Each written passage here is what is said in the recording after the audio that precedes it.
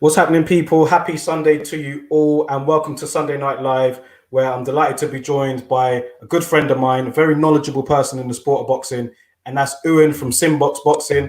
What's happening, man? Good to see you again, bro. Hello, mate. I'm good. That was a very, very generous intro. I'll hope to try and live up to it. I'm getting better with my intros, I've been told. That was very, very flattering. Very flattering indeed. No problem at all, man. No problem at all. And I wanted to bring you on today's Sunday Night Live because we've done a few in the past, some fantasy fights, and I think we bounce off pretty well with them. So I thought, let's just do another Sunday Night Live, talk about some fantasy fights. And for those that are entering the chat, feel free to add in your fantasy fights as well, and we'll happily answer them. But if we were to get no comments at all, we've got some fights to go through anyway. So we'll just run it off that way. But quickly, before I do, I want to get your thoughts on last night. I know I'm not really a UFC guy, but Conor McGregor, he lost last night in 2 rounds to, what's his name, Poirier? And yeah, I'm not really a UFC guy, as you can tell. I'm a massive casual. But did you watch it? And what do you think that says for the Pacquiao fight now? Yeah, I'm a bit of a casual UFC fan. I've been watching it since the first McGregor-Poirier one. I was always a fan of McGregor on his way up. I got up, I watched it. I was a bit disappointed at the McGregor thing, but I think it's just a case of not training hard enough. You know, I think the Pacquiao fight's dead in the water. If a guy with fundamental boxing flaws can outbox you and knock you out, you know, I did a bit of research in this, watching I've watched Dustin Poirier's fights. His feet come completely square. You watched the knockout last night. A boxing coach, you know, if you went to a boxing gym, they would be going mental at Dustin Poirier the way he boxes, and yet he managed to knock out Conor McGregor. I know it's a different game. I know there's like kicks and stuff involved, but I can't really speak to that. But yeah, I thought it was disappointing from Conor McGregor. I think it's the old hagglerism, silk pajamas. It's hard to get up and go running.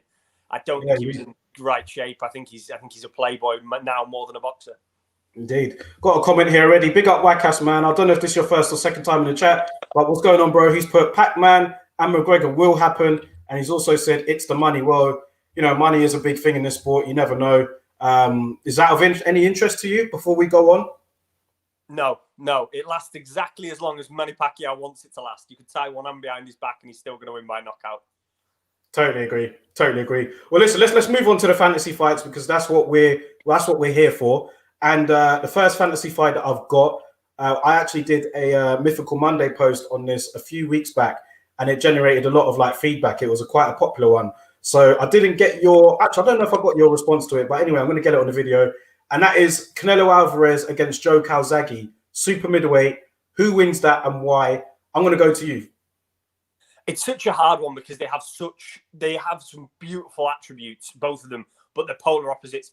Attributes to the ones that the other have. They don't mirror each other in any way. They're very, very different fighters.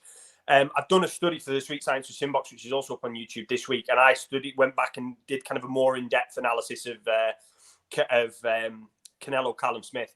And what impressed me more than anything was Canelo's head movement, his upper body movement. The way he could stay in the pocket, leave his feet in the pocket and still slip and avoid punches was absolutely beautiful. And that is going to equate to a lot of missed punches from Joe Calzaghe because Calzaghe's output is so the volume of punches is so much. You know, he would throw 10, 15, 20 punches at a time. He's going to miss a lot of those on Canelo. I'm a massive Joe Calzaghe fan, and I think that his footwork would be the deciding factor in that fight because Canelo's upper body movement is fantastic, but he tracks forward and back in fairly straight lines. He's good at cutting off the ring, but when he's put back onto the back foot, like we saw against Golovkin, he begins to struggle. I think that Joe Calzaghe stepping in and cutting an angle on him, using that footwork, would probably end up being the story of the fight, but it's a very, very competitive fight. Very competitive fight, man. And I think with Joe Calzaghe, he's got that misleading power, hasn't he? Because he, it looks like he's slapping you. So you think, oh, that's not hurt. But you know he's got some weight behind those punches, man. What about the chin department? Because it's going to be... The thing with Canelo is like he's got a rock-solid chin. I think I've only seen him hurt once in his career, and that was when he was very young. It's going to be hard to knock him out. It's going to be hard to win a decision. Could Calzaghe win a decision? Would it be that dominant enough for him to take the decision over Canelo? If that's what you think. Do you think it is a decision win? I don't see this fight being stopped. You know, we saw Calzaghe get dropped kind of on quite bizarre shots. against Roy Jones and against Bernard Hopkins, but they're right towards the end of his career. In his prime, you know, he took a big dig off Lacey and didn't move. So I think both of them have very, very passable chins at 168 pounds, because both the other fights were at light heavyweight as well. This is 168 pounds. I think they both have very passable chins. I don't think anybody gets the stoppage. And I think ultimately it would come down to where it was staged and who was paying which judges, because I think it would end up being a very, very close decision. And we know Canelo gets decisions, but I personally believe, honestly, Joe Calzaghe would edge it on a decision. Yeah, for me, I think it depends where. Like you said, I think that plays a big factor as to, and I know that's kind of sitting on the fence a little bit, but I think it does kind of actually depend where the fight takes place. I think that Canelo, if he's able to get inside, which he's shown he's better at doing later on in his career, he could cause Calzaghe some problems, man. I mean, he's got a lot more to his game than, say, like a Jeff Lacey, for example, who I guess is kind of built in a similar sort of stature. Canelo's not as muscly as him, but he's short like him. And we've seen what Calzaghe can do to fighters like that. But I just think, yeah, maybe the activity from Calzaghe might just overwhelm Canelo a little bit. And I don't think he'll drop him. I don't think he'll stop him. But I could see him edging it on the cards if we're going prime for prime. But I think there's a little bit of cases of what you like as well, of whether or not. So I tend to favour the boxer, and I try, and it's a prejudice that I have when I'm watching fights. I tend to appreciate the work of a back foot guy, a mover, a slick puncher. Whereas if you like a pressure fighter, if you like somebody that pushes forward, puts the pressure on, cuts off the ring, you might score a close round differently to me. So I think that might come into it, because obviously Joe's going to be the one who is moving more, who is going in circles, cutting those angles, and Canelo's going to be the one that wants to work on the ropes and push Calzaghe backwards. So if there are close rounds in there, you know, it does depend what sort of thing you're scoring, whether you're scoring that kind of ring generalship or the skill to get away from that. Yeah, I agree. And just looking at, we've got quite a few fights to go through here. Big up the Black Gatsby, first of all, because he was the one that recommended this fight between, for us to discuss, Canelo and Joe Calzaghe. So big up for that one, bro. Yeah, fantastic fight, man. Fantastic fight. I'm going to say, for this one, my final prediction, I'm going to say it really does depend where it is, but I think it could be a controversial one. I think it could be where Calzaghe, you think, might have done enough, but then he'll go to Canelo. That's what I think, personally. I agree. I think it would be a lot closer than people think. You know, I think there is that kind of mythologizing people who've finished. And I think we need to appreciate how good Canelo is now, because, like I say, after watching the Callum Smith fight again twice this week, I am very appreciative of the skills Canelo has. I personally will still pick Calzaghe on a decision, but I think that there's going to be spots where Canelo gives him real trouble. I agree. We've got Konrad here. He's put, Joe would give him a lot of trouble for sure. And the Black Gatsby's put, I don't know how much defensive work Canelo could do against Joe's volume. Also, we called it slapping, but tons of fighters have said Joe can dig. And yeah, I totally agree on that one, man. It looks like he's slapping, but you know that shit hurts. You know that definitely hurts.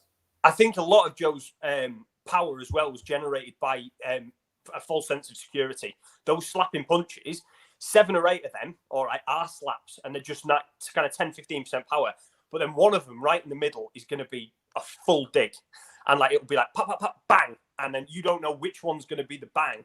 So you are constantly thinking, okay, I can get hit with that, I can get hit with this, I can get hit with that. And then suddenly one of them comes through and it's like 5 times harder than the last 3. And he could mix it up. And that was one of his kind of his great attributes, his cerebral nature, to know, okay, he doesn't mind when I hit him with that shot, so I'm going to make it really hard next time, and kind of dupe his opponents during lightning combinations. That's one of the things I think Joe Calzaghe did so well throughout his career. I agree, mate. I agree. Well, let's go on to this one as well. This is a funny one because it could actually happen in real life, but it might as well be a fantasy fight, the way how these two are both acting at the moment. Errol Spence against Terence Crawford. How do you see that fight if it was to happen? What would be your breakdown and prediction of that? I think it's a great fight. I think it's a 50-50 fight. Off the top of my head, activity favours Terence Crawford.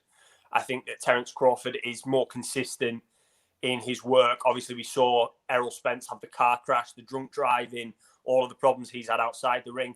Granted, he looked very good against Danny Garcia, but I think that Crawford's consistency in training, we talked about McGregor earlier, not having that consistency of training, not training hard all the time.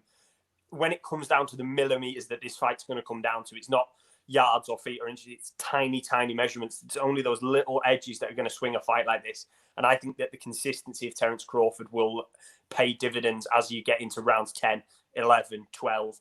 of a hard fought fight. I think it's a very even matchup. You know, obviously the physical advantages lie with Errol Spence, but I think that consistency, that hard work, that dedication of Terence Crawford will pay off in the end. Is Terence Crawford, in your opinion, the hardest puncher at 147 right now? Who's got the biggest dig at that weight? I think Crawford's got like 10 in a row, 10 knockouts in a row, I think. Errol Spence he's not the biggest puncher, but he's got great body work, as we know. He's very good at wearing you down. But I mean, Terence Crawford in his last few fights, all of his fights at welterweight have ended in knockout. We saw what he did to Kell Brook. No one's ever done that to him before. You know, he's got knockouts over everybody at welterweight. Is he the toughest puncher? I mean, Pacquiao's a very good puncher still. But I mean, one punch knockout power. Would you give that to Crawford? Who would you give it to? I think probably Garcia can punch firm. I think because, like I say, it's about mixture of skills. And Crawford, Pacquiao, Spence, they've all got great punch power. You know, I think there's an argument for Manny Pacquiao, you know, the caliber of opponent that he has stopped in the past. But one that I'll throw in that's a wild card for just pure punch power, Boots Ennis.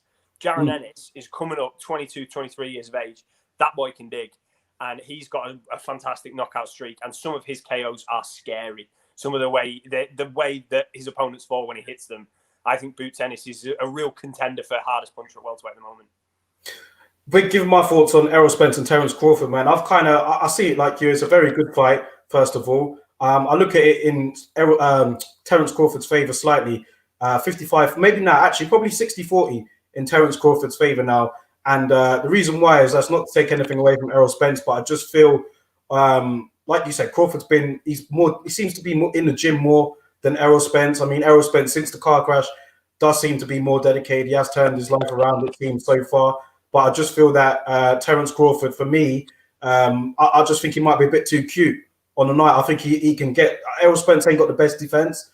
He's openly said that, you know, he can defend, but he likes getting in the mix-up with a bit of a war. So I think that kind of favours Crawford for me. If Errol Spence was to win this, I think he'd have to grind Crawford down. But if he's to do that, then he's going to be up close. And I think that's where Crawford can be cute. And he's a switch hitter as well. I just think he might just have a bit too much for Errol Spence on the night. I agree. I think that there's a massive point that you raised there. You know, Errol Spence has got a rapier-like jab, but I don't think there's anybody better in the welterweight division at the moment at counteracting that jab by switching stances than Terence Crawford. He's the best practitioner, maybe with the exception of Tyson Fury, the best practitioner at being able to switch stances and use that to circumnavigate a jab. And I think that could be really, really telling on the night. Totally agree. Let's go to this fantasy fight here. Big up Wackas for this one. He's put Khan versus Floyd Mayweather would have been good. Now, we know that Amir Khan was really pursuing. We talk about Kell Brook pursuing Amir Khan, but Amir Khan was really pursuing Floyd Mayweather for a long time. So I think that at the time when he was pursuing him, it was around, 2014, 15 maybe around that time. He looked at it like, look, Floyd's a small welterweight. I'm tall for the weight. I've got a long reach. I'm good at boxing against other boxers. You know, Floyd might not have the power, the standout power to knock me out. But here's where I think it goes wrong for Khan, in my opinion. His chin. I think Floyd would have got to his chin. I think that Khan might have made a fast start, but I just don't think he would have been able to sustain it against Floyd Mayweather. And you might land one or two clean shots on him, but he was very hard to land the third or fourth clean punch. And I just think that Floyd would eventually get to Khan and maybe wear him down. But what do you think about that one? I think it's closer than people think. You know, I think that the sensible money is to side with Floyd Mayweather. But Amir Khan he preferred fighting guys that were boxers. You know, by that time, Floyd Mayweather had lots of broken bones in his hands. He was struggling with his hands to keep them well. That kind of led to some inactivity as well. There was that kind of, is the crown falling off? That kind of 2014, 2015, before the Pacquiao fight. What did Mayweather have left? You know, we'd seen the Marcos Maidana thing, you know, where he'd been troubled. And obviously Khan dealt with Maidana quite handily in the end. You know, he got up from a big knockdown, but to win that fight. So I think that Amir Khan wins a couple of rounds. I think he looks dazzlingly brilliant. And, you know, I think he hits a lot of shoulder in that Philly shell stance. I think Khan's kind of flurry in attacks would let him hit shoulder. But again, I think that ultimately the Khan whiskers would have been tested, because Floyd was the great adapter. He could change his style. He got hit really hard by Zab Judah. This is one of my favorite Mayweather fights, where he gets hit by Zab Judah and he has to change his whole game up, and he has to go on the offensive and try and chase Zab Judah and push him backwards. And I think that's what he would have to do with Khan. I think Khan would be all over him, coming forward, making him shell up. And then to counteract that, Floyd would have to explode and try and find the chin and try and stop him. And I think that it would have been an entertaining Floyd Mayweather fight, which is not something I say often. Yeah. But no, I think it would have drawn out the old pretty boy Floyd to try and get him to score that knockout. I think it would have been a good fight. But yeah, I think it would have been more interesting and more competitive than we think about the Khan now. This is pre-Canelo. This is pre-Samuel Vargas getting dropped in the first round. Khan was a bit more legit back then, and Floyd Mayweather, the mystique wasn't quite there. He went on to then beat, obviously, Pacquiao, McGregor. So, and he kind of sealed his own mythos there with those 3 last fights. But his star was waning, and Amir Khan's was a lot bigger than it is now. Yeah, and you have to remember, Wakas has added another comment here saying, I honestly think Khan would have had his number. I remember at the time do you remember when Floyd did that poll when he said, who do you want me to fight next? And it was like Khan or Maidana. And Khan actually won the poll, if I remember enough. Khan won the poll, but Floyd fought Maidana anyway. So do you think that was in his head? He thought, maybe it's probably for my career, probably better if I fight Maidana. Might be easier for me at this stage than Khan. I think he was the consummate businessman. I think he understood the styles of both of them. I think he probably thought he could beat both of them. I think every fighter believes they can beat every other fighter, to be honest. But there is an element of Floyd, especially towards the end, where he thought, what is good business? And I think that Mexican brawling, I know he's Argentinian, but the style of Maidana was easier to deal with and brought equally as many eyeballs. I think that was the idea. Maidana was on a bit of a better streak. He was kind of the more sellable opponent in Las Vegas, I think, with that kind of Latino American crowd that they get in, where obviously it's paid dividends now with Canelo and Golden Boy. But I think that he is the businessman. He is the guy who is all about the money. And if he sees $1 more on the Maidana scale than he does on the Khan scale, he'll throw your polls in the bin and he'll take the one with the $1 more. He knows what sells, and Maidana sold. Well, let's get a final prediction round. I'm going to say I think that Khan does very well in the early rounds. I think a few of us will be off our seats like, fucking hell, could he do it? Could he do the upset here? And then I just think Floyd would get to him maybe around 10, and I think he might wear Khan down a bit. That's what I think after having to adjust during the fight. A bit of what you said there. That's kind of how I see that fight going. Yeah, I think that Floyd Mayweather either gets a decision. I think he could lose rounds early, change up his style and become dominant. Or if he sees an opening, he'd take it. He's still at heart the same fighter that, had those brutal knockouts over the likes of Arturo Gatti. He knows what's going on. He knows the fight game. If he saw Khan's weak chin in front of him, he would have exposed it. I agree with you. It's a late round stoppage. I would probably bet on about 8 or 9. Yeah. Just for Floyd to be able to download that data, learn what Khan was about, and then punish him for it. Yeah. Here we go. We've got another comment here. Let me just have a look at some of the comments. We've got some more. Got some people commenting in here that put, if Mayweather could drop Hatton, Khan doesn't stand a chance. People know timing neutralizes speed, and Floyd has the best timing of the last 30 years and some. And that's a great comment. It's a great comment there. Timing does neutralize speed, and Floyd was one of the best to do it. And that's why I think, that ultimately, I think that he would have beaten Khan. Boxing First also put, Khan was wobbled from some low-level opposition. He peaked against Maidana. Timing beats speed. Floyd is the king of timing. He could fight in windows that people didn't even realize were counter windows. Mohammed's also put here that Floyd would win that one.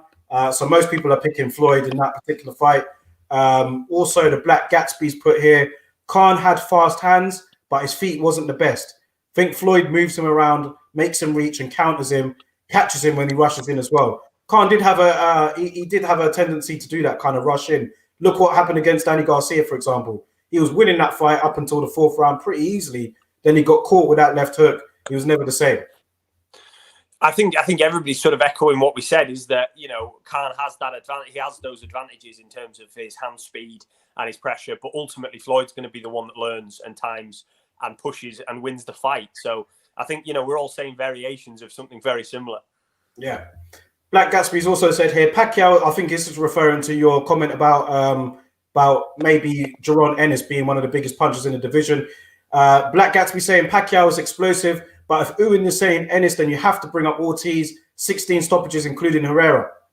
It's a great shout. It's a great shout. Virgil Ortiz is a very, very good prospect. And he's another one. He's got that kind of Pacquiao earlier in his career, that killer instinct. He gets the bit between his teeth, doesn't he, and bites down on his gum shield and goes for it.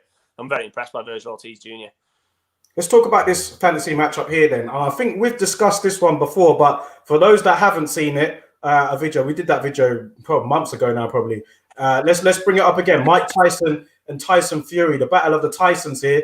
And, I remember you dropped this stat on me. I think this would be, was it this stat? Where you said that? Yeah. I'll let you differential in a heavyweight title fight of all time. It's bigger than Valuev versus Shagayev, which is the next one. It's the same. That's the same, and that's a belt fight. That was a WBA regular belt, I believe.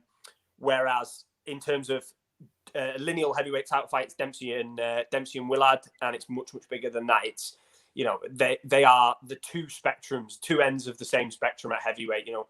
The size of Tyson Fury, the sheer size of him compared to Mike Tyson is baffling when you read the numbers.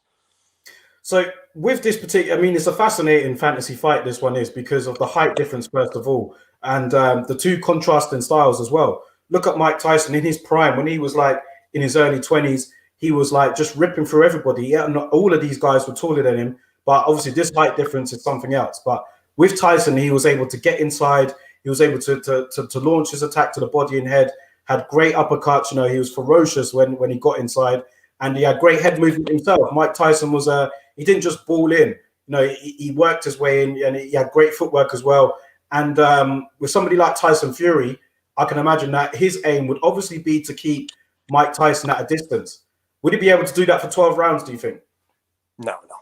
As much as Tyson Fury is much bigger, I think that the fights they have to kind of look at as a comparison. The one that I think is the best comparison is the Larry Holmes fight. Granted, Larry Holmes was 38. He was coming towards the end of his career, but Larry Holmes is still Larry Holmes. I bet he can still throw a better jab than half the boxers out there. Larry Holmes is still legit. And Mike Tyson had to overcome what was still a fantastic jab of Larry Holmes. And granted, Larry Holmes was only kind of 6'4", 6'5". He wasn't quite the same height as Tyson Fury, but he was still much bigger than Mike. And Mike did overcome that differential with explosive attacks to the body. He came in low and sharp and went for his body. And then when the hands dropped, that's when he came in with the right hand upstairs. I think it would be the same tactic from Mike Tyson. Obviously, the height, the kind of circus element of the height would be difficult in this fight, but Mike wasn't a stranger to body punching, and especially if he had the likes of Kevin Rooney still in his corner, Customato, Teddy Atlas, the guys who were around him early in his career advising him properly, I think they would have just drilled body shots for that fight and ultimately chopped down the big tree of Tyson Fury.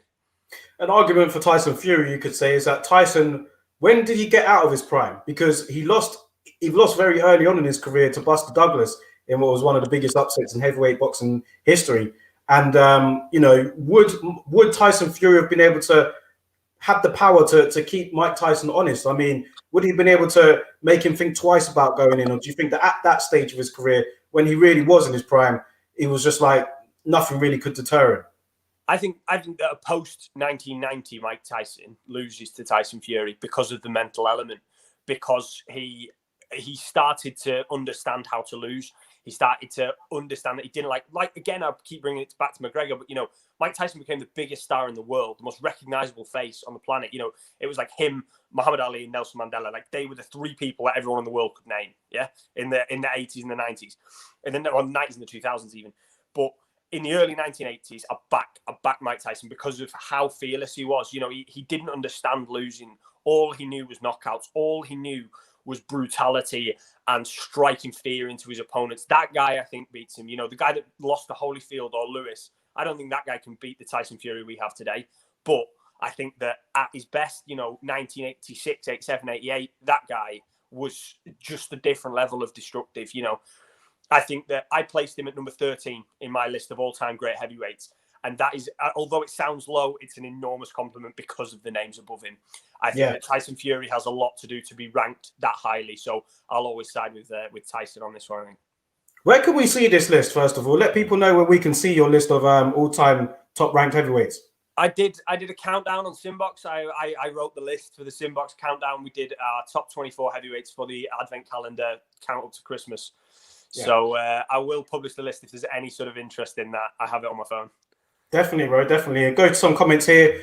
Big up Mohammed Ahmed in the chat. He's put, hey, bro, hope you're well. Hope you're good, man. Thank you for joining the chat once again. Boxing's First has put here, Fury can fight well inside against similar-sized opposition. I think he struggles on the inside against someone so much smaller. I think that's a point that you raised as well there, Ewan.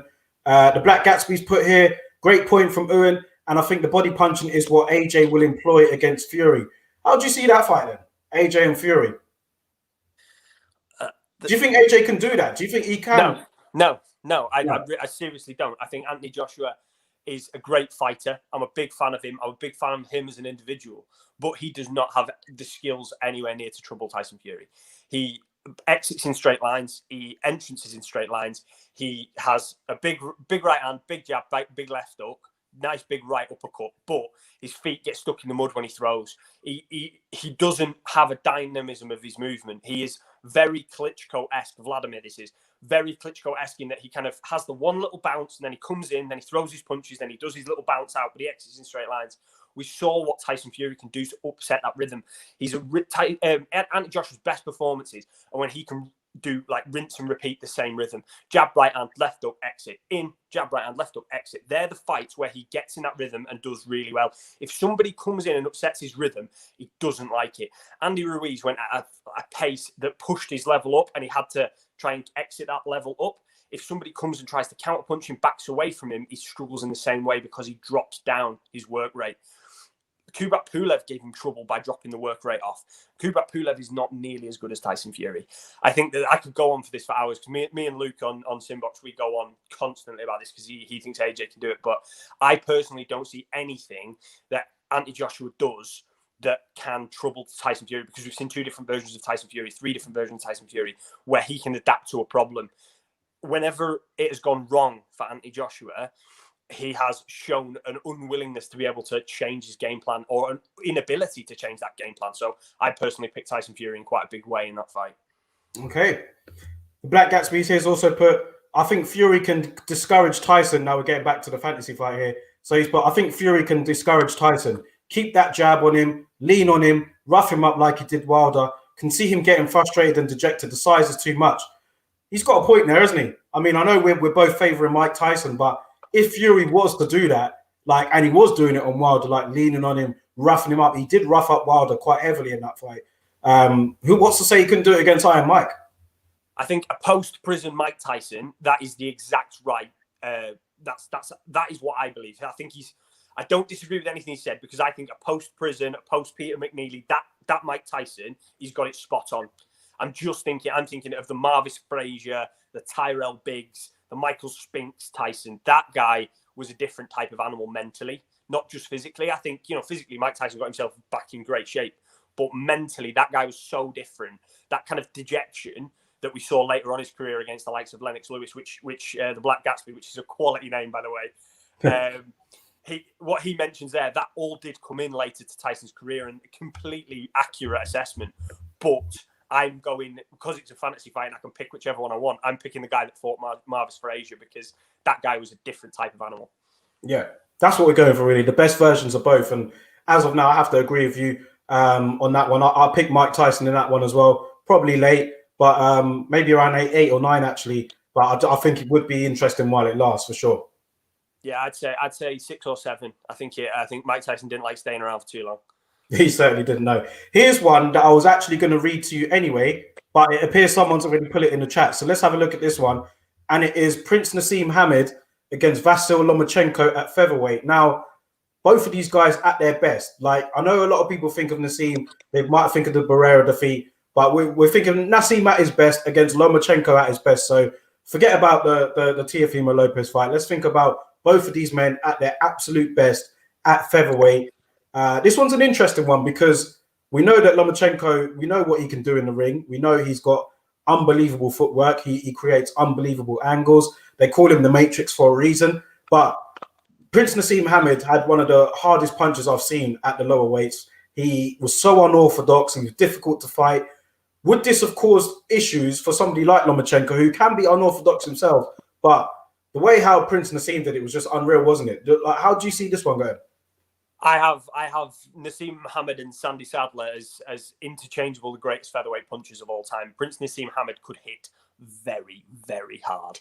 Yeah. I think that the odd kinetics, the way he punched was so bizarre and so unorthodox. You know, Brendan Ingle always allowed creativity from his fighters, and there was nobody more creative than Naz. But this is a big but. You know, I've got praise for Naz all day, but you can't look past the boxing fundamentals of Vasily Lomachenko. You know, we saw what Barrera did to him, and I know that was a different fight, and he was living the Playboy lifestyle, and he wasn't training as hard for that fight, and he had the kind of in-out with Emmanuel Stewart. But I personally think that Lomachenko's skill is such, you know, he's up there with Latsilo Pap and Teofilo Stevenson as the greatest amateur boxers of all time. You know, he has every fundamental correct. He eats right, he trains right, thinks right. He has such a dynamic understanding of boxing and the fundamentals that unless Naseem Hamed can land something mental and with a huge power behind it, I think that for the majority of the fight, Vasily Lomachenko is going to be winning. Regardless of the outcome, if you go second by second, minute by minute, I think for more minutes and more seconds, Vasily Lomachenko is going to be in control with his jab, with his footwork, with his head movement, with his lateral thinking and his cutting of angles. I think he dictates the fight for the majority, and Naz is left to punch and basically wait and try and punch. So I think it's a very complicated matchup in terms of that, because Naseem had such an equalizer. He had such a specific power to just put people to sleep. He had the touch of death. But I think for the majority of the seconds, majority of the minutes, the rounds, I think Lomachenko would start to tick over. And unless Naseem can pull off the knockout, I think that Lomachenko steals that fight. Yeah, I just think, I know I said to not think about the Barrera fight, but it's hard not to when you consider how comprehensive it was, the win. And I just think that Lomachenko, his angles, I think that he would, like you said, I think he would dictate the pace of that fight. But it's just Naz, like the way, I mean, it's not like he wouldn't land. And that's what I want to know. When he does land, what happens? Because he can be very off balance at times. He can swing, he can miss. Like, he pulls back with his chin in the air. Loma could feed on that all day. I can just see him just feeding off that, probably putting Naz down 1 or 2 times. But I just want to know, how would Loma react to getting hit with something that solid from someone like Prince Naseem? I know we're dealing in hypotheticals here, but that hypothetical is such an issue because he took big shots of Teofimo Lopez, who weighs 10 pounds more than Naseem ever weighed at his best. You know, he was 135 pounder. Vasily Lomachenko took digs off big 135 pounders. But like I say, this is probably, arguably, one of the hardest hitting 126 pounders that's ever lived. So it totally depends. And sometimes with a big puncher and a chin, you don't know unless it's tested, do you? And no. Lomachenko's never been stopped, but he has been put down. Naz was put down by the likes of Kevin Kelly. So I think that it totally depends, but I'm going to favour on the side that Lomachenko can take it because of how high he went in weight. Like I say, Naz was at his best, was always featherweight, 126 pounds. Lomachenko's taken digs off big guys at 135 pounds and been fine and not been stopped. So I'm going to err on maybe he gets dropped once, you know, or twice by Naz, but I think he ekes out a decision on the basis that his fundamentals are so strong. We've got some differing comments here. Big up Reece James in the chat. Thank you for your comment, bro. He's put, I've got Naseem in that one. So he obviously thinks that Naseem would be able to do it. The Black Gatsby's put here, Hamed being so unorthodox could trouble Loma. His skill level is sky high, but his skill set works largely against people who comply to boxing norms. As good as Loma is, he is quite hittable, and you don't want to be taking those shots from Naseem. I agree on that one. He's also put here, I definitely agree that Loma will win more of that fight than he loses. So it could be a case where Loma's winning and then he gets caught and he gets stopped. Reece James has put here Naz by KO. Here's a question for you. The height difference. Loma was obviously able to move up into, well, he's fighting at lightweight now. But Naseem was pretty short, wasn't he? What was he, 5 foot? He was 5'2", 5'3" or something? I Would can't put that it off make the a top of difference? my I head, think but Loma's about 5'7". he wasn't a tall man. No, he wasn't a tall man. And but the thing with Naz is, and like when I see the writing Naz by KO, then I go, yeah. And then I see Loma by decision, yeah. This is the beauty of those fights, is it totally depends, because Vasily Lomachenko, we've seen he does have a mental weakness that you can exploit. And if anybody was going to exploit it and piss him off and get him angry and worried and, make him commit to that fight, it'd be Naz, because he just had the beautiful oratory, that special thing, that ultimate confidence. He just oozed confidence and arrogance. If he made Vasily Lomachenko play his game and walk into a big punch trying to get angry with him, that is a total possibility. And if Lomachenko gets angry and tries to charge down Naz, which I don't think would happen, but he might, and he walks on to one of those big leaping uppercuts like he got Steve Robinson with, it's night. It's game over. Nobody takes those at featherweight. So it's such an interesting fight because of the different dynamics in their personalities that could affect the fight. It's a fascinating fight, really, when I think about it. I'm just like, 1 minute I'm like, yeah, okay, I'll go for Loma. Then I'll see like Reese. I think, no, actually, I think Naz could do it. But it's one of those fights. I'm going to say Loma. I'm going to edge him because I just think that the fundamentals will see him through. I always tend to go with the fundamentals, really. But I'm not ruling out a Naz KO at all. I could see that happening too. I'm not sure, but I will go for Loma on that one. That's it. I've just made two different arguments. If you go for Loma, I will go for Naz, because I'm going to talk myself up that Lomachenko buys into the hype of Naz, and he tries to get him and he tries to walk him down, and he walks onto a big one. So I'll go Naz by KO. Yeah, this is the beauty. Why not? Yeah, this is the beauty of fantasy fights. There's no right or wrong answer. It's literally just all about opinions. But let's talk about this one, because I was actually going to put this up tomorrow on my Mythical Monday poll. But I thought, let me just do it in the chat anyway, and we'll see what the reaction is before I actually do. But Kell Brook, Ricky Hatton. It was not really a fight that I spoke about that much. And I know Ricky Hatton was more of a 140-pounder in his career, but he did fight at welterweight. He did, I don't know if he picked up a title at welterweight. Maybe it was a regular title, but he did pick up a title at welterweight as well. And, Kell Brook's a natural welterweight. But how do you see that fight? Because it's not really, I know Kell Brook fought Ricky Hatton's brother, and that was a good fight back in the day. But Kell Brook and Ricky Hatton, do you think that Kell Brook would have been the physically bigger man? Or do you think that Hatton would have been able to wear him down? How do you see that potential matchup? How do you see it sizing up, them two? It is interesting because that's his best. The guy that fought Sean Porter was a very, very slick puncher, boxer puncher, mover. He was creative. He was strong. He was fast. I have a lot of time for Kell Brook, but I just think that, again, comes down to mentality. And like boxing does, the famous adage is it's 90% mental, isn't it? It's you never ever have. You can only win a fight if your mind's in it and if you're dedicated and committed. I think that there was very few people that were more committed than Ricky Hatton, and he drove. He ballooned up in between his weights, but he used to fight with such determination and grit in the ring that he would take 6 or 7 to land one hard punch. And I think he would take a lot of Kell Brook, but ultimately, I think that kind of grit and determination that Hatton had, that kind of going to the trenches, is something that Kell Brook ultimately showed to have lacked. I think he struggled a little bit when it came down to it, to really bearing his soul in the ring. I think Ricky was a lot better at bearing his soul and kind of fighting with that raw animal instinct to keep going than Kell was. So I'm gonna side with Ricky Hatton on that one. What about the Sean Porter fight? What about the Porter fight? Because he was able to. I mean, Porter was a very strong welterweight. He tended to ball in a bit like Ricky Hatton. I'm not saying they're the same, because Ricky Hatton had tremendous body punching, but it took a lot for Kell Brook in that fight, I believe, like going on away soil, being the away fighter, being able to handle Sean Porter on the inside and rough up a strong welterweight like him. Do you think he wouldn't have been able to do that against Ricky Hatton? Do you think Hatton would have just still wore him down regardless? I think that Ricky Hatton may well take 4 or 5 jabs, but if you frame the question differently, could Sean Porter have beaten Kostya? I don't think he could have done. I don't think that any version of Sean Porter beats the version of Kostya that Ricky Hatton beat. That performance, it had a thin peak to Ricky Hatton. It was that Kostya fight.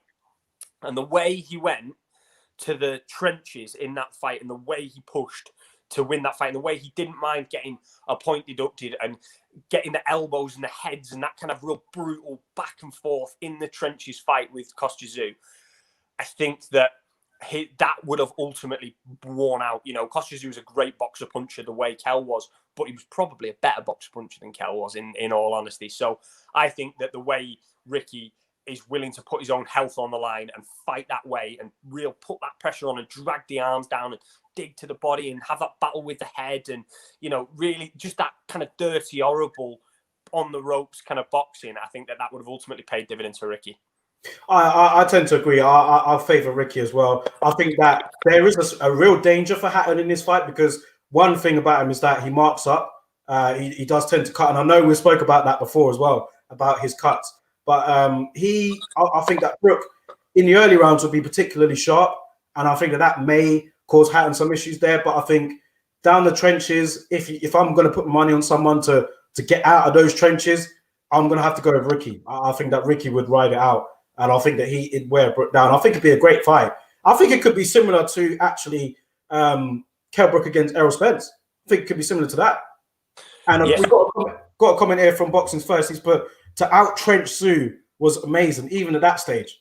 Yeah, this is it. You know, Kostya Tszyu was a more skilled fighter, in my opinion, than Kell Brook's ever been.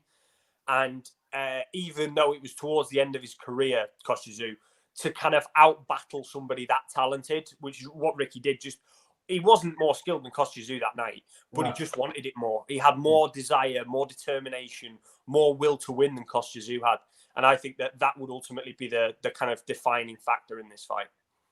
Great. Let's move on to our next one. We've got about 20 minutes left, and then we'll let you carry on with your evening.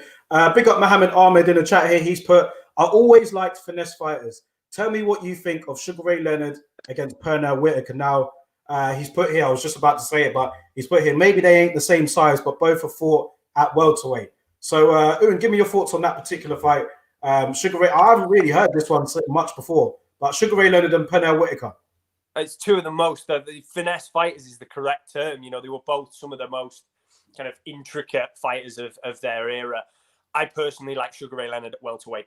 Pernell Whitaker was at his best, in my opinion, at junior welterweight and lightweight. Yeah, I think that his best work was done a little bit lighter with guys who were more his size. Sugar Ray Leonard went up to fight all the way up to Donnie Lalonde at light heavyweight. You know, Sugar Ray Leonard was much, much bigger physically. And at welterweight, he was a more fearsome puncher and finisher than we give him credit for. I think that because he went on to do things like the Hagler fight at middleweight, where it was all about dancing and moving and being that kind of more finesse fighter, fighting more the way Pernell Whitaker used to fight. At welterweight, he was a killer.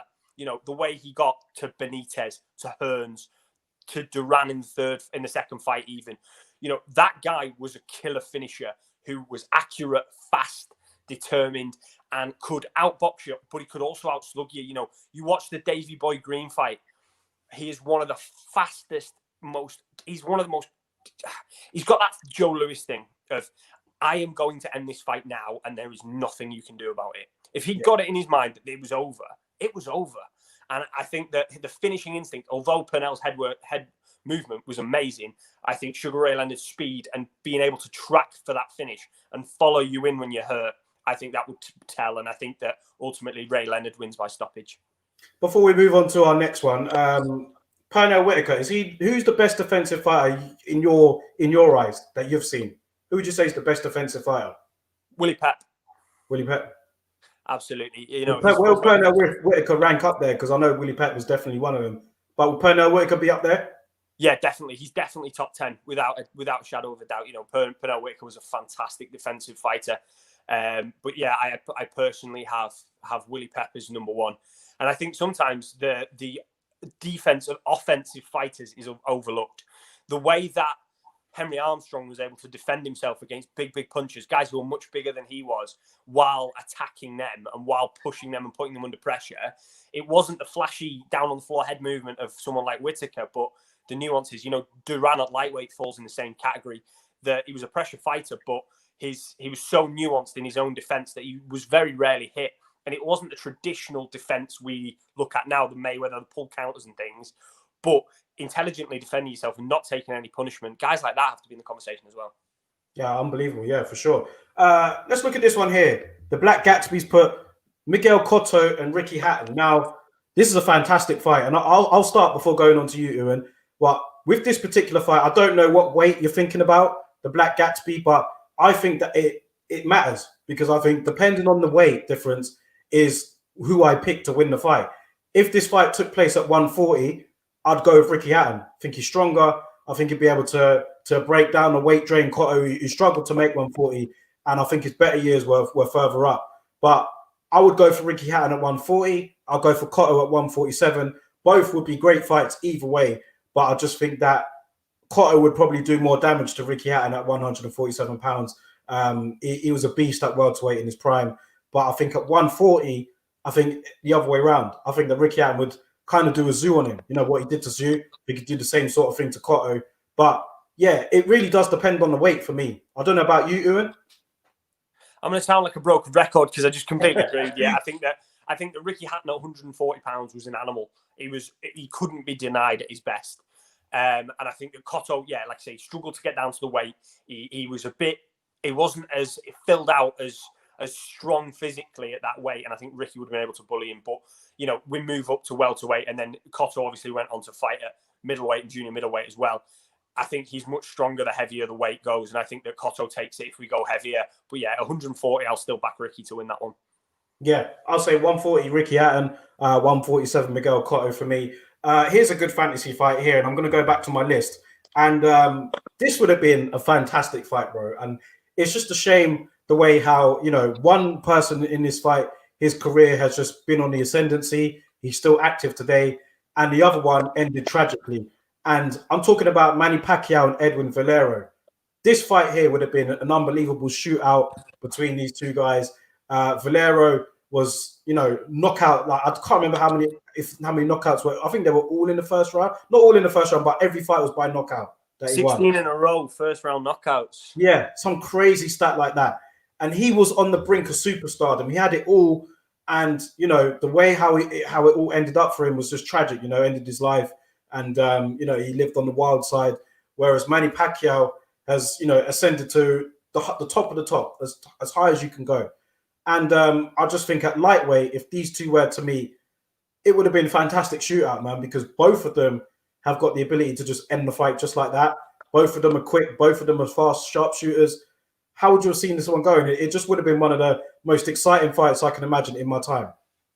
The senator versus the murderer.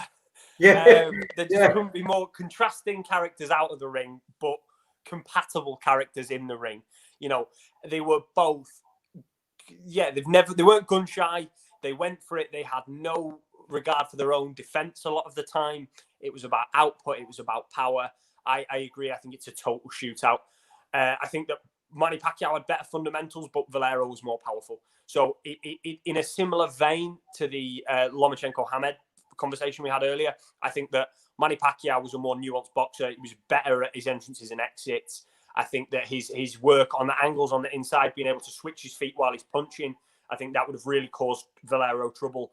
But Valero has the equalizer. And we've seen Manny Pacquiao get knocked out at all of his weights. You know, we've seen him get knocked out from flyweight to welterweight. So he does have not a suspect chin, because, you know, you can't go however many rounds and have a suspect chin, but he can be knocked out. He's not like a Golovkin type or, you know, go back, a Joe Grimm type. You know, he has the ability to be knocked out, and if anyone was going to knock him out at lightweight, it was going to be Edwin Valero. But yeah, it's. I think it depends what you like as to what you think would have happened, whether it was the boxing fundamentals that come through or whether it's the sheer power of Valero. Totally agree, but here's where I have my doubts on Valero, where I do agree that he could definitely knock him out, but the level of competition, even at this stage, I mean, what was this level of competition like compared to Manny Pacquiao's at this stage? Because he was really on the brink of becoming that superstar. He had it all, but I mean, at the time, Pacquiao he broke through, and then it was against Ledbebar, and then he was just a freak train from them. But with Edwin Valero, I just feel that we just had to see more. We just didn't. There was so much to see, but we just didn't get to see it. The tragic ending, isn't it? We'd never know. You know, we don't know how good Valero was. You know, it's the great thing of the myth of Salvador Sanchez. You know, Salvador Sanchez died at the peak of his powers, and we'll never know what weights he could have torn through, what competition he could have torn through. it was just gone. It's a finished career. It's a great what if. And Edwin Valero might have grown into be the fighter that Manny Pacquiao is today. If he'd suddenly shown that he could box as well and he could do this and he could do that, we'll never know. We'll never know how good he is, but we can only judge it on what we've seen. And like you say, he didn't fight the same caliber of opponent that Manny Pacquiao's shown that he fought, especially down at the likes of lightweight, the likes of Barrera, Morales, great fighters down there, some of the Mexican greats. So who had a similar style to, maybe less hard punching, but the Barrera style. I think there's a comparison there between Barrera and between Valero. So I think you've got to side with Manny Pacquiao, but again, Valero is the great what if. How good was he? How good could he have been? Yeah, I totally agree. Well, just go to some of the comments here. We've got the Black Gatsby. He's put, this is going back to Cotto and Hatton. He's put, I think even at 140 pounds, Cotto was tough, came through the fire numerous times, sickening body puncher and insane left hook. He's definitely right there. He's also put here, I thought Pacquiao would beat him, but Doug Fisher was adamant that Valero doesn't. Said he'd seen them spar and he was certain. Yeah, I think I remember reading that article from Doug Fisher, actually. He was really used to beat the drum for Edwin Valero back in the day. I remember back in the Max Boxing days when I used to read that website, he was just like, yeah, he was all over Edwin Valero, man. I mean, like I said, we will never know, of course, but it's just a fascinating fight, that one. But it adds even more fuel to the fire, doesn't it? Because there's very few people in boxing who I respect more than Doug Fisher. He knows what he's talking about. Yeah. So that does add massive weight on the side of Valero because he saw them in the gym. He had more access to Valero than we have ever had or will ever have. So it does add fuel to the fire on the side of Valero. So you just never know. It does, yeah. We've also got a comment here. Mohammed Ahmed. He's put, I would have taken Pac-Man. Manny Pacquiao has more proven power, and he had it all, he says here. We've also got, let's go on to this fantasy fight here. Well, no, what's he got to say about Doug Fisher? He's put, I like Doug Fisher, but I wouldn't go with what he says. Don't ever listen strictly to the company, men. Fair enough. Box fans in the chat here, he's put, salute. What's going on, bro? Good to have you here. All the way from America, man. Good to have you in the chat, bro. What about this fight here? Now, these two have fought before, but I'm guessing that he wants to know how would it go if they fought now. And that is Chris Eubanks Jr. against Billy Joe Saunders. If these two were to fight now, do you see there being any difference to their fight when they fought, what was it, 6 years ago? Or maybe a bit longer than that now? I don't know, 5-6 years ago. Now, obviously, Billy Joe Saunders won a split decision on that night. He dictated the pace earlier on. Chris Eubanks Jr. kind of came towards the end. But do you see any difference if these two were to fight today? Fundamentally, no, because Billy Joe Saunders is lackluster. He struggles with dedication, with commitment, but ultimately, in terms of his boxing skill, his level is much, much higher than Chris Eubanks. Eubanks will come in fitter and stronger, and he'll be able to power on in the 10th, 11th, 12th rounds. But fundamentally, can he overcome the gap in class that Billy Joe Saunders has on him? I personally don't think so. I think that Billy Joe Saunders would control the majority behind his jab. I'm not particularly impressed with Billy Joe Saunders. I don't think he's got a great ability, but I think that Chris Eubanks is fundamentally flawed in terms of his boxing ability, but he's an exciting fighter. I think Billy Joe Saunders neutralizes that excitement for maybe 8 or 9 rounds and wins it on a split decision or a majority decision again. I don't think it's going to be particularly different or particularly more entertaining in the first time around. Possibly fought at a marginally higher level as they both improved, but that's about it. Yeah, I think I see it going the same as it did the first fight. I think it'd be a close fight again, but I just think that Billy Joe Saunders, for me, he's the fundamentals would always do Eubanks. I mean, I can't trust Eubanks as much as I enjoy watching him fight. I can't trust him against fighters with solid fundamentals like a Billy Joe Saunders. We saw it against George Groves. We saw it against Billy Joe as well. I just think somebody with a good jab, somebody with good movement like Billy Joe, I think that he would always give Chris Eubanks trouble. Now, the only way how I could see Chris Eubanks winning is if Billy Joe Saunders was like lackluster. And let's be honest, he has been lackluster in previous fights before. But I think he'd get up for the Eubanks fight. I think that that's one he just really would not want to lose. And I think he'd get himself in the best possible shape. And I just think his style will always be a problem for Chris Eubanks Jr. Yeah, I agree. Fundamentally, there is no way Chris Eubanks Jr. can overcome that fundamental lack of class in terms of boxing skill, in my opinion. Yeah, totally agree. Well, look, we got about 5 minutes left. And I've got one more. Let's have a look at one more here. Yeah, okay. I was going to say, no, fuck, we'll do two more. I've got two more on my list. So let's go on here. Let's talk about this one. Tommy Hearns against Julian Jackson. Two fantastic punchers. And Julian Jackson, he's one of the hardest. These two guys are probably the hardest punchers at 154, because that's where I want this fight to be at. It could be the two hardest punches at 154 ever. I don't know about you, but it would just be another shootout, wouldn't it? I actually don't agree with you on this one. I think that Thomas Hearns is fundamentally much, much better than Julian Jackson. Julian Jackson had a harder dig. I'll give him that. He hit like a freight train, right? He was amazing. But fundamentally, he didn't box well enough. Tommy Hearns was a great boxer. Tommy Hearns outboxed Sugar Ray Leonard for 12 rounds. If that fight was in the 12-round era, not the 15-round era, Tommy Hearns would have a unanimous decision victory over Sugar Ray Leonard. Like, Thomas Hearns could box. He could box behind the jab. He could stick and move. He could draw people onto his right hand. He could do everything. He was just a different class. If you watch the Harold Graham fight, which I hate doing because I'm such a big fan of Harold, but Julian Jackson gets his ass handed to him for 4 rounds, basically on the verge of being stopped. Harold does whatever he wants to him, stick and move, out, in and out. And Thomas Hearns was a great boxer like Harold Graham when he wanted to be. Like if you watch the Wilfredo Benitez fight, 15 rounds, and it's all about stick and move, find those ways in, that cute boxing, the behind the jab, the footwork. And Julian Jackson couldn't cope with that. Granted, he had the equalizer, but Tommy Hearns had a pretty good equalizer as well. And I think that the boxing skill would pay dividends for Tommy Hearns, and he'd be able to outbox Julian Jackson and basically win however he wanted. Let's go to the comments here. I definitely do agree. I think that in terms of the skill set was different, but the punching power, for pure punching power, that's where I was kind of like both of them are kind of on a par. But let's go here to the comments. Konrad's put, I agree with Ewan on this one. Mohammed Ahmed has put, I got to go, but please, Ewan, I want to join a convo with you one day, bro. So before he goes, Ewan, just give him your social media details, just so he can get in touch with you if he was to. Yeah, EB Boxing Zero on Twitter. All my writings at Simbox. Follow Simbox for all the best boxing content. There you go, Mohammed, man. Make sure you get in touch with Ewan, man. He knows his stuff. Konrad Boxing is, but too much difference in pure skill.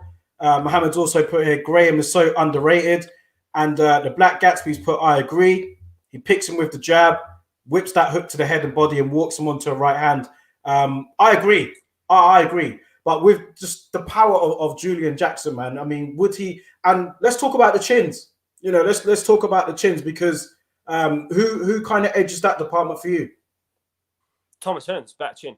Thomas Hearns was stopped by, in my opinion, the most dangerous welterweight finisher of all time. He was such a dangerous fighter. He stopped Tommy Hearns on his feet. He didn't knock him out. Marvin Hagler knocked him cold, but Marvin Hagler, for me, is top 5 all-time middleweight.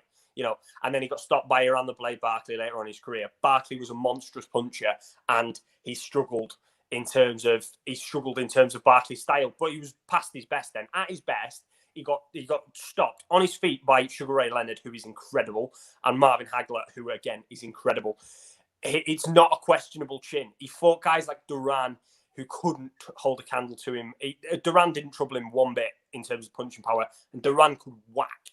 So, he fought a lot of good guys. Guys like Doug DeWitt later on in his career. Doug DeWitt was a powerful, powerful man, and Thomas Hearns dealt with him fairly easily. So I think that Thomas Hearns has a better chin because, Harold Graham, as much as he was 100% underrated, he had a good chin. Like, he didn't have the greatest chin in the way that Thomas Hearns did. He was completely different. So Black Gatsby makes a good point here. He said Hearns' chin got better as he moved up in weight, weirdly enough, because it's not often you get to say that.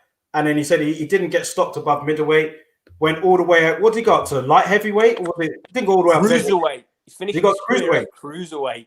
Yeah, unbelievable. Well, so where did he start his career, Tommy Hearns? Was it welterweight? Yeah, welterweight.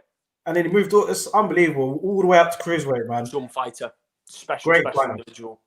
Let's do one more fight before we go here. I know we're at the hour mark, and I know you've got you guys Sunday to enjoy, but this is another one. Andre Ward, James Toney, super middleweight. Let's end it on this particular fight because it's a fascinating fight. How'd you see it? I think it'd be really boring, and I know that's quite a kind of controversial thing to say. But I think for a lot of it, it would be two counterpunchers staring at each other, waiting for the first one to make the first move. I think James Toney at his best was a lightning fast, powerful counterpuncher. Andre Ward's always been a good counterpuncher, a good chess master, but I personally think James Toney was the level above at his best. I think he was snappier with his counters. I think he was more powerful with his counters. So I'm going to edge James Toney. But again, I think that a lot of it, they just kind of stand and look at each other because they both rely on somebody coming to them. I'm not sure. I might have to go the opposite way. I just think that Andre Ward, he always found a way to win. And I can't say the same about James Toney, even though as great as a fighter as he was.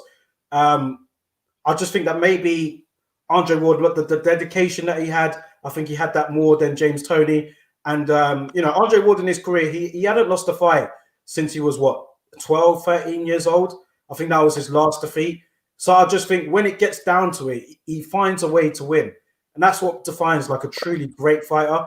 And I think as tough as this fight would have been, and I agree, it wouldn't have been the most exciting fight. We've had some really exciting fights on this fantasy show today. But this probably would have been one of the worst ones. I just think the quality of the two men can't be denied.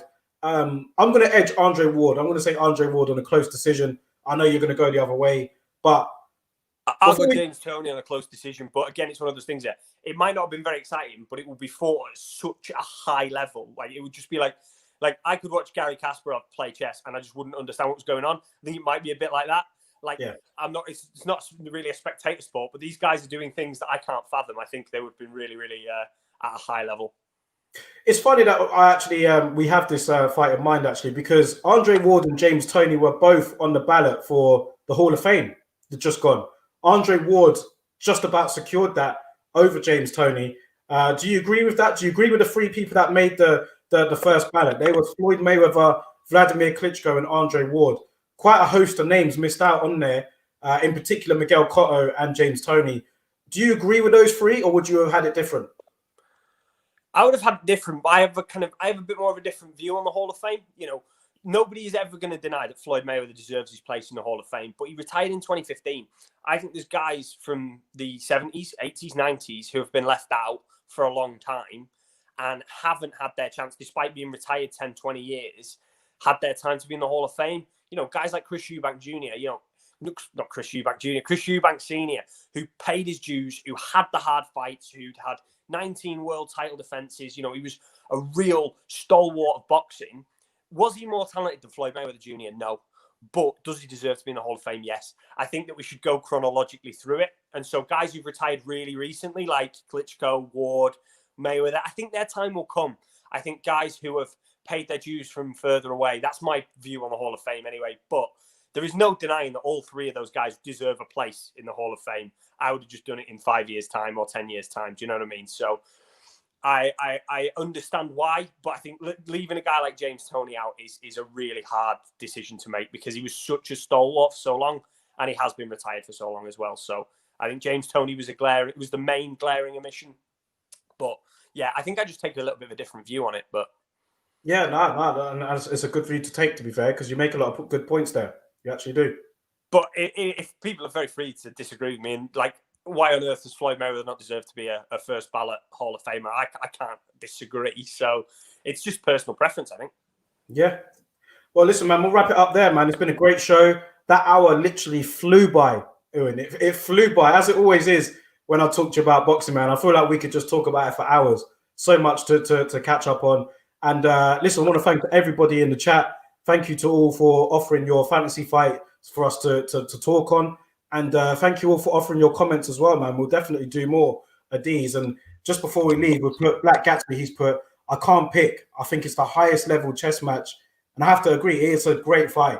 It's not the best fight in terms of excitement, maybe. But for boxing purists like ourselves, like me, like you, like Black Gatsby, I think that this is one that we would enjoy watching. But listen, guys, I'm going to end it here. Don't forget to like the video on the way out, share the video, subscribe to the channel. We do these live streams every Sunday. I do a live stream every Thursday with my dad, the podcast. And we also have other videos as well on the channel. So make sure you guys subscribe and like and share. Do what you need to do. And also, make sure you guys hit up Ewan, man.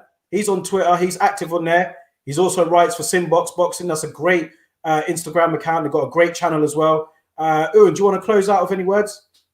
No, thanks for having me on. You know, if anyone wants to just send me random fantasy fights, I'll always get back to you with an answer. But yeah, cheers for having me on. Thank you all, guys. Take care. Have a great evening, and we'll catch up with you all soon.